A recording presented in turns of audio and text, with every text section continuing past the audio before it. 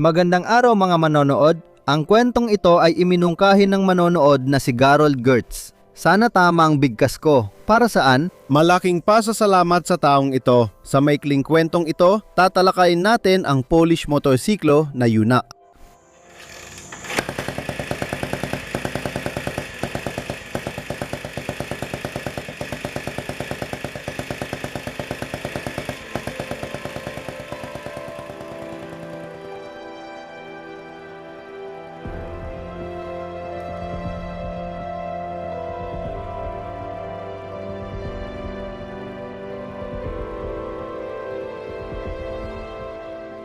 Ang Yunak ang tanging motorsiklo na may makinang 4-stroke na ginawa sa Polish People's Republic.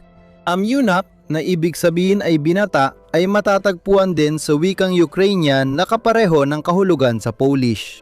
Inilabas ang motorsiklo ng marami pero kalaunan ay nakalimutan din. Ang disenyo para sa panahon nito ay napaka-progresibo, ngunit naging mahal at hindi maasahan. Tara, alamin natin ang kasaysayan ng Polish na motorsiklong ito. Ang paggawa ng mabigat na motorsiklo ng bagong uri na may makinang 4-stroke ay nagsimula sa kawanihan ng disenyo ng industriya ng sasakyan sa Warsaw noong 1952. Ang mga lumikha ng sasakyang ito ay sina Krzysztof Wojcicki na nagdisenyo ng makina at Stefan Porodziński na nagdisenyo ng chassis at dati ring lumahok sa pagbuo ng pre-war na mabigat na motorsiklong Sokol. May ideya kung gumawa ng kwento tungkol sa motorsiklong militar. Sabihin lang kung interesado kayo sa paksa. Si Joseph Ignatovich ang punong taga-disenyo ng proyekto. Mga bihasang inhinyero sila na nag-aral ng pinakamahusay na teknolohiyang Aleman at Amerikano noon at ginamit ang ilan sa mga natutunan nila sa proyekto. Walang direktang katumbas ang Yunak sa mga kanluraning makina, ngunit tinawag ito ng mga tao na Polish Harley. Nagsimula sa planong 500cc na makina pero nagpasya ang mga ininyero na gawing 350cc ito. Naisip ng mga taga-disenyo na lagyan ng sistema ng pagpapalamig sa tubig ang makina pero sa mga unang pagsubok sa prototype ay tinalikuran nila ang ideyang ito. Hindi kinaya ng thermosiphon system ang trabaho at ang pump ay nagpapakomplikado sa disenyo. Ang prototype ng motorsiklong Yunak ay nilias sa tulong ng Warsaw Motorcycle Factory at ipinakita sa publiko sa eksibisyon ng dekada sa Wrocław noong 1954. Noong panahong iyon, ito ay isang napakamodernong motorsiklo. Ang makina na may overhead valve na may lakas na 17 HP na pinagsama sa 4 na bilis na transmisyon ay nagbigay ng mahusay na performance. Mataas din ang kalidad ng frame at suspensyon ng motorsiklo. Ang unang mga problema ay lumitaw sa pagpili ng lokasyon ng produksyon ng Yunak. Napagpasyahan na ang makina ay gagawin sa VSM factory sa Lodz, habang ang iba pang pyesa at ang pagbuo ng produkto ay sa mga pabrika ng metal sa Szczecin. Kasabay ng pagpapatuloy ng produksyon sa tulong ng complex ng Yunak, noong taon ng Yunak 07 ay ginawa ang isang seryeng pansubok ng 30 motorsiklo. At ang aktual na produksyon ng Yunak M07 ay nagsimula noong 1957. Makalipas ang isang taon, binuo at ipinakita ng mga taga-disenyo ng SHFM sa publiko ang 3 gulong na motorsiklong B21. May kompartimentong pangkarga sa harap at 2 maliit na gulong sa harap para sa pagpipiloto ang bersyong ito. Ang kargang kapasidad ng trisiklo ay 300 kilo. Sa susunod na taon, sinimulan ang modernisasyon ng disenyo ng motorsiklo. Ginamit ang inayos na drum brake, pinalalim ang mga fender at binago ang hugis ng harapang ilaw. Ang unang M07 ay may natatanging sistema ng kuryente, magneto para sa pag-aapoy at hiwalay na generator para sa ilaw. Sa susunod na bersyon na M, 10 tuluyan ang inalis ang magneto. Noong 1960, ipinakilala ang bagong modelo na Yunak M10 na may makina na may lakas na 19 na lakas kabayo. Sa ilang sanggunian, nabanggit ang bilang 23. Unti-unting lumaki ang dami ng produksyon.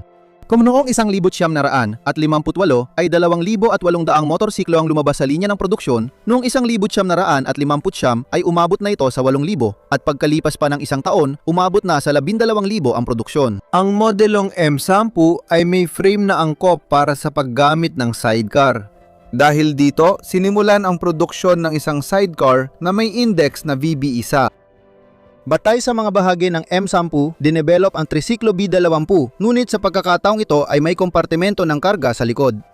Ang mga likurang gulong ay pinapaandar sa pamamagitan ng silindrikal na diferensyal.